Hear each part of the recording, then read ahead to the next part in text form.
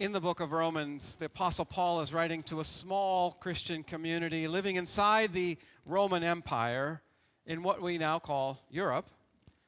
And these are not powerful people. They're anxious, ordinary folks trying to live faithful lives under an empire that demands loyalty and offers little in return. They're raising families and tending to daily responsibilities and trying to survive in a system they did not choose and cannot control. So they are tired and overwhelmed, and Paul doesn't warn them about laziness. He names a deeper danger. Make sure you don't get so absorbed and exhausted that you lose track of the time and doze off. Be up and awake to what God is doing. He's reminding them that exhaustion and numbness is how people miss the dawn. He tells them to stay awake. And Dr. Martin Luther King Jr. reached for the same image. In his sermon he preached at the Washington National Cathedral in 1968 to this church gathered for worship. He reminded them of the story of Rip Van Winkle. You may recall, Rip Van Winkle lived in a small colonial village near the Catskill Mountains. One afternoon he walked into the hills, sat down, and fell asleep. And he slept for 20 years. When he woke up, he returned to the village and found the buildings looked familiar, but he didn't recognize the people. And they didn't recognize him. And they spoke in a different manner, and their concerns were different from what he remembered. And then he noticed a sign hanging outside the village inn. Before he fell asleep, the sign had displayed the image of King George III. Now it was George Washington. Imagine his confusion. During the years Rip slept, the American colonies had broken free from British rule and a new nation had been formed, and he slept through the entire period. Dr. King told this story in his sermon to illustrate the danger of his time. It's not that revolutions are happening, he preached. The danger is we can sleep through them and risk living through upheavals and human rights and moral values unaware. But imagine, instead of Rip sleeping for 20 years, what if we had been asleep for just this one past year? And we wake up and are confused because we see that the violent rioters on January 6th, convicted of beating police officers with flagpoles and destroying government property, have been pardoned. Every single one of them. And freed from prison, now free to roam the streets in uniforms with weapons supplied by that same government.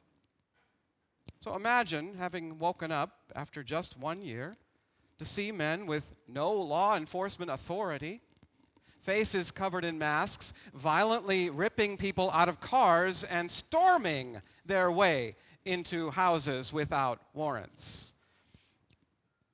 Imagine waking up after just 1 year and seeing those standing outside schools, hospitals, and workplaces, dragging any person with brown skin, regardless of citizenship status, away to God only knows where, including American Indians. Imagine an American city under occupation by its own government excusing the murder of a citizen in broad daylight. It's though the sign over the inn has changed from King George to George Washington in reverse, or actually to the image of Robert E. Lee. A symbol not of shared freedom, but of domination, an enforced hierarchy that brings back the deep cultural memories of slave patrols and racial terror and lynchings carried out on demand with no explanation necessary. Dr. King warned that it's possible to know exactly what is happening and still be asleep to what faithfulness requires. People can know the time and still miss the moment. So imagine how this looks from the outside, which is hard because we're in the middle of it. But imagine seeing what is happening from Europe, perhaps from Rome. Someone looking across the ocean, remembering America as a beacon. Not perfect, not innocent, but anchored to the idea that power should be limited, that leaders answer to the people, and that the law stands above the strong. Remembering America as loud and messy and often wrong, but also self-correcting, capable of regret, able to widen the circle. But now, from across the ocean, they watch that country, one of their closest allies, openly threatening to seize Greenland, the territory of a peaceful nation. If anyone can, they recognize the pattern Europe has lived through before. They have watched democracies hollow out from the inside. They have seen how quickly enemies are created out of neighbors, how fast institutions crumble once contempt replaces commitment. And so they're not only afraid for America, but for what this means for the world. And what the world is most worried about is not the noise. It's how quickly Americans seem to have fallen asleep. Not everyone. But how easily exhaustion becomes acceptance. And from across the ocean, what are they saying? Wake up. Don't you remember who you have been trying to be for 250 years? Dr. King tells the story of Rip Van Winkle to warn us about sleepwalking through moral revolutions. After naming the danger of a nation losing its soul while congratulating itself on its strength, King imagines the God of history speaking. On that day, he says, we will stand before the God of history and marvel that we built gargantuan bridges to span the seas. We built gigantic buildings to kiss the skies. We made submarines to penetrate oceanic depths. We brought many things into being with our scientific and technological power, and the God of history will say, but I was hungry and you did not feed me. I was naked and you did not clothe me.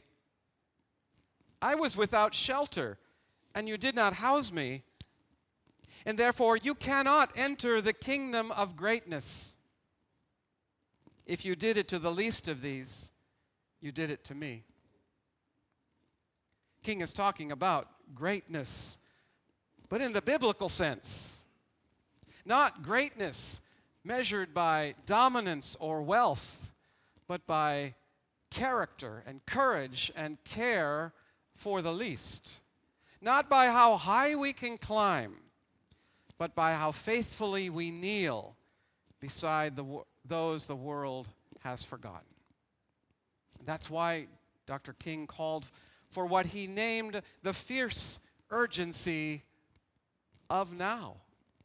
He warned that a nation can reach a moment where delay itself becomes a decision, where silence is no longer neutrality, but surrender. The judgment of God is upon us, he said, and we must learn to live together as brothers or perish together as fools. And yet, even with all this urgency, King refused despair. He believed that the history of our country is not closed and that God is not finished with us yet. As he said, right temporarily defeated is still stronger than evil triumphant. And so, yes, in the meantime, we must accept finite disappointment, but never lose infinite hope. That is one of King's most important questions facing America today. Can you hold on to hope?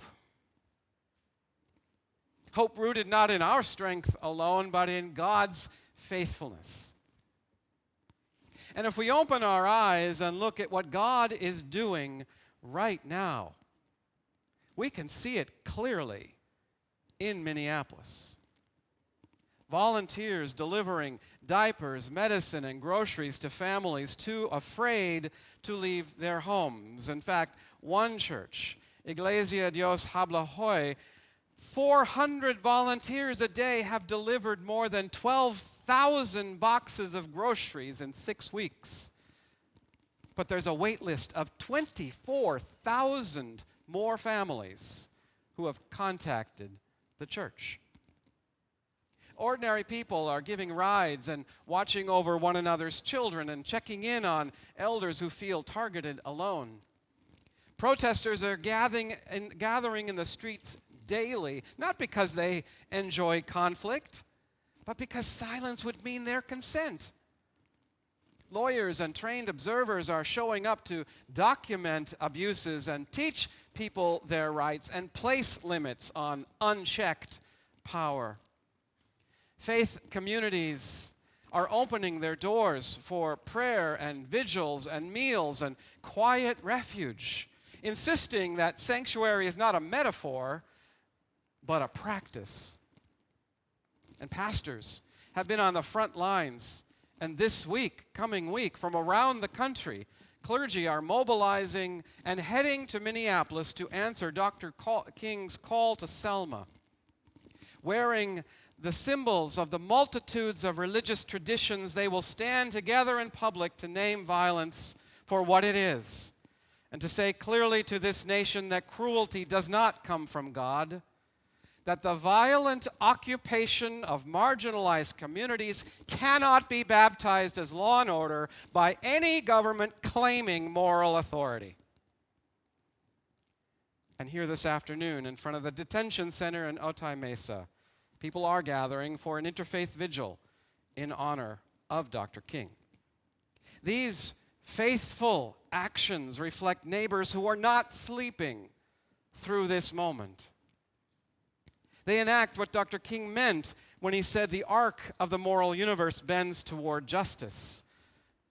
It does not bend on its own. It bends because people stay awake long enough to put their hands on it. Stay awake to what God is doing. A hope that does not deny the pain of this present moment. It just refuses to let that pain have the last word through our actions and our prayers.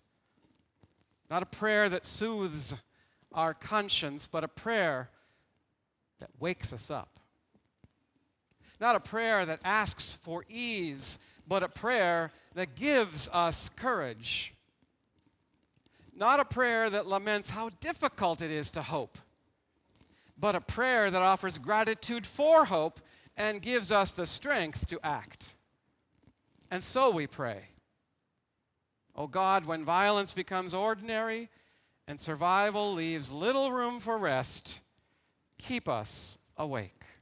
Say it with me. Keep us awake. When truth is convenient and silence feels like the cost of safety, keep us awake. When we confuse patience with delay and order with justice, keep us awake. When we are tempted to honor the courage of ancestors without practicing courage in the present, keep us awake. When fear tightens our grip and weariness dulls our capacity to love, keep us awake. Prepare us not for comfort, but to protect one another. Prepare us to choose love that costs something. Keep us awake. Keep us awake. Keep us awake.